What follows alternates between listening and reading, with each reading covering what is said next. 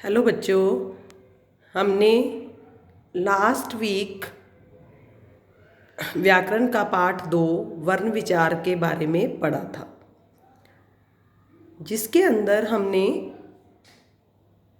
वर्ण, वर्णमाला, अनुस्वार, अनुनासिक, विसर्ग, वर्ण के प्रकार, स्वर, व्यंजन व इनके भेद, संयुक्त व्यंजन, द्वित्व व्यंजन, रेफ का प्रयोग, ग्रहित व्यंजन, वर्ण विच्छेद आदि के बारे में पढ़ा था।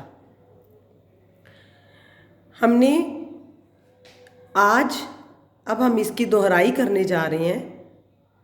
पहले तो हमने मैंने अच्छे से एक्सप्लेन किया था। आज भी मैं इसको एक्सप्लेन करने ही जा रही हूँ और बुक के अंदर इसके क्वेश्चन आंसर्स नहीं हैं, लेकिन फिर भी जो इसके क्वेश्चन आंसर्स बन रहे हैं उनकी PDF बना के आपको सेंड करूँगी।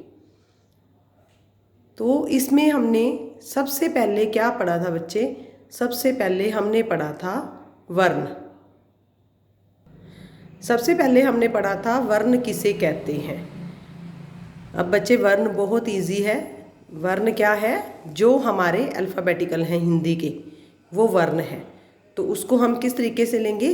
भाषा की सबसे छोटी इकाई को वर्ण कहते हैं। भाषा की सबसे छोटी इकाई को वर्ण कहते हैं। अगर हम लिखित रूप में लें तो वो वर्ण होता है, और अगर हम मौखिक रूप में लें तो वो ध्वनि होती है। तो अब हम आगे बात करेंगे वर्णमाला। वर्णमाला किसे कहते हैं? वर्णमाला किसे कहते हैं? वर्णों के व्यवस्थित समूह को, वर्णों के व्यवस्थित समूह को वर्णमाला कहते हैं। वर्णमाला के अंदर क्या आ जाता है? सभी वर्णों को ढंग से लिखा जाए, प्रॉपर तरीके से लिखा जाए तो उसे हम वर्णमाला कहते हैं। तो वर्णमाला के अंदर कितने वर्ण हैं? 52 वर्ण हैं। 5 to 52 वर्ण हैं। कितने वर्ण हैं? 52। तीसरा जो इसके अंदर टॉपिक दिया गया है वो है अनुस्वार। अनुस्वार किसे कहते हैं? अनुस्वार का मतलब होता है बिंदी। किसी भी शब्द के ऊपर, वर्ण के ऊपर जब हम बिंदी लगाते हैं तो वो अनुस्वार होता है। जैसे मैंने लिखना है अंग, संग, तो वो क्या है? अनुस्वार है। तो आगे है वर्ड अनुनासिक। अनुनासिक क्या होता है? चंद्र बिंदु, चांद, जैसे माँ, तो ये सारे किसमें आ जाते हैं? चंद्र बिंदु के अंदर। तो चंद्र बिंदु लगाने वाले को हम क्या कहते हैं ऊपर? अनुनासिक। क्या बोलते हैं? अनुनासिक। उसके बाद जो है वो है विसर्ग। विसर्ग का मतलब होता है अ के पीछे 2 बिंदु। तो इसको जब हम बोलते हैं तो इसके पीछे किसका उच्चारण होता है? ह का उच्चारण होता है। ह, अतः, पुनः, प्रातः, इस तरीके से ह की साउंड आती है। तो नेक्स्ट जो इसका टाइप आ रही है वो है वर्ण के प्रकार। जो नेक्स्ट इसका आ रहा है वर्ण के प्रकार। तो जब हमने वर्ण, वर्णमाला के बारे में पढ़ा, तो अब हम इसके वर्ण के प्रकार के बारे में पढ़ेंगे कि वर्ण के 2 प्रकार होते हैं, स्वर और व्यंजन। वर्णमाला के अंदर 52 वर्ण हैं, तो उनको ही स्वर और व्यंजन कहा जाता है। उनको स्वर और व्यंजन में डिवाइड किया गया है। स्वर कितने होते हैं? 11 होते हैं। स्वर कितने होते हैं? 11। हाँ जी बच्चे, स्वर 11 होते हैं। मैंने आपको पहली वाली वीडियो में भी यही बताया था कि 13 भी होते हैं। 13 हम किस में ले लेते हैं? अनुस्वार और विसर्ग को काउंट करके। अ के ऊपर बिंदी वाला और अ के पीछे 2 बिंदियों वाला, विसर्ग वाला, उन दोनों को काउंट करके ये 13 होते हैं। अदरवाइज अगर इसको काउंट करके गिना जाए तो ये 11 है। 11 कौन कौन से हैं? अ, आ, छोटी ई, बड़ी ई, उ, री, ऋषि, ए, ओ। तो ये सारे क्या हैं? ये स्वर हैं। तो आगे हम बात करेंगे स्वर के भेद। स्वर के 3 भेद होते हैं। एक होता है हर्षव स्वर, एक होता है दीर्घ स्वर, और तीसरा जो है वो है प्लुत स्वर। हमने स्वर के बारे में पढ़ा है, तो सबसे पहले स्वर पढ़ेंगे। स्वर किसे कहते हैं? स्वर को मैंने आपको बता दिया कि 11 होते हैं और ये बिना किसी की सहायता के बोले जाते हैं। ये स्वतंत्र होते हैं स्वर। स्वर स्वतंत्र होते हैं। इसको बोलने के लिए किसी भी चीज़ की जरूरत नहीं होती है। इसको बिना किसी सहायता के बोला जाता है। स्वर के 3 भेद होते हैं, हर्षव स्वर अथवा मूल स्वर, दूसरा है दीर्घ स्वर और तीसरा है प्लुत स्वर।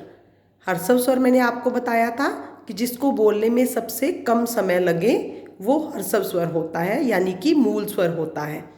जैसे कि अ, इ, उ, जो सबसे छोटे हैं, अ, इ, उ, ये क्या है? हर्षव स्वर है। और दीर्घ स्वर जो हर्षव स्वर से दुगना समय लगे।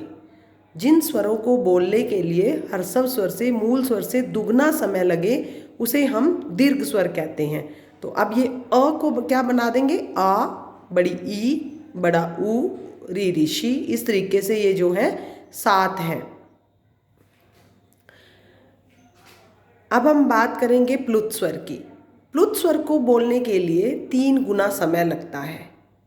3 गुना समय, जिसके अंदर एक ही शब्द आता है, ओ, बस यही आता है। और अब हम बात करेंगे व्यंजन के बारे में। व्यंजन किसे कहते हैं? अब व्यंजन स्वरों की सहायता से बोले जाने वाले वर्ण हैं। ये बिना स्वरों के नहीं बोले जा सकते, ये स्वतंत्र नहीं होते। जैसे कि मैंने क बोलना है तो क के पीछे जो साउंड आ रही है वो अ की साउंड दे रही है। अगर मैंने का बोलना है तो वो आ की साउंड दे रहा है। इट मीन्स इसी के अंदर ही स्वर हैं। तो व्यंजन किसे कहते हैं? व्यंजन कहते हैं जो किसी सहायता के बिना नहीं बोले जाते। ये स्वरों की सहायता से बोले जाते हैं, ये स्वतंत्र नहीं होते। तो अब हम इसके भेद भी पढ़ लें एक बार। इसके भेद कौन कौन से हैं? सबसे पहला है स्पर्श व्यंजन, दूसरा है अंतस्थ व्यंजन और तीसरा है ऊष्म व्यंजन। अब स्पर्श व्यंजन के अंदर क्या चीज़ आ जाती है? क, ख, ग, घ, अड़, कवरग, चवरग और उसके बाद टवरग, तवरग, पवरग। ये 5 वर्ग हैं जो स्पर्श व्यंजन के अंदर आते हैं। और उसके बाद है अंतस्थ व्यंजन। अंतस्थ व्यंजन क्या होता है? य, र, ल, व। ये क्या है? अंतस्थ व्यंजन। और उसके बाद है ऊष्म व्यंजन, जो तीसरा इसका पार्ट है, भेद है, वो है ऊष्म व्यंजन। ऊष्म व्यंजन कौन से होते हैं? श, श, स, ह। श शलगम वाला, श षटकोण, स स्लेट, ह हल। ये 4 ऊष्म व्यंजन है। अब हमने भेद पढ़ लिए हैं। स्वर के भेद पढ़े हैं 3, देन उसके बाद हमने व्यंजन के 3 भेद पढ़े हैं। अब हम आगे पढ़ेंगे संयुक्त व्यंजन। अब संयुक्त व्यंजन क्या कौन से होते हैं? जो 2 भिन्न व्यंजन मिलकर एक नया व्यंजन बनाते हैं, उसे हम संयुक्त व्यंजन कहते हैं। तो ये संख्या में कितने हैं? 4 हैं। ये संख्या में कितने हैं? 4 हैं। तो 4 कौन कौन से हैं? 4 के अंदर क्ष, त्र, ग ज्ञानी और श्र। एक क्ष रक्षा, त्र त्रिनेत्र और ग ज्ञानी। एक वर्ड ये हो गया, ज्ञ का ज्ञान हो गया, ज्ञानी हो गया। और चौथा श्र, श के पैर में र, तो उसको हम क्या बोलते हैं? श्रीमान, श्रीमती। ये चारों कौन से हैं? संयुक्त व्यंजन है। ये अकेले नहीं होते, ये 2 व्यंजनों को मिलाकर बनाए गए व्यंजन हैं। उसके बाद है सेकंड इसका पार्ट इस साइड से, द्वित्व व्यंजन। अब द्वित्व व्यंजन कौन से होते हैं? जो सेम सेम होते हैं, लेकिन सेम सेम होने के बाद भी एक नया व्यंजन बनाते हैं। जैसे कि 2 सेम व्यंजन आ गए, त, आधा त और पूरा त, लेकिन जब इसके लिए हम वर्ड बनाएंगे तो वो गत्ता और पत्ता बनेगा। इस तरीके से आधा क और पूरा को, तो पक्का और अगर आधा च और पूरा च हो तो कच्चा। इस तरीके से अड्डा बनाना हो, जैसे ड के नीचे हल और ड को आ, ये आपको वर्ड दे दिया तो आप इससे क्या बनाओगे, अड्डा। ये द्वित्व व्यंजन होते हैं क्योंकि ये सेम सेम होते हैं और इससे भी नया व्यंजन बनता है। उसके बाद है बच्चे रेफ का प्रयोग। रेफ का प्रयोग का मतलब होता है र का प्रयोग। हम अपनी हिंदी भाषा के अंदर 3 बार र का प्रयोग करते हैं। कैसे? एक तो पैर के अंदर आता है, क के पैर में र, म क्रम,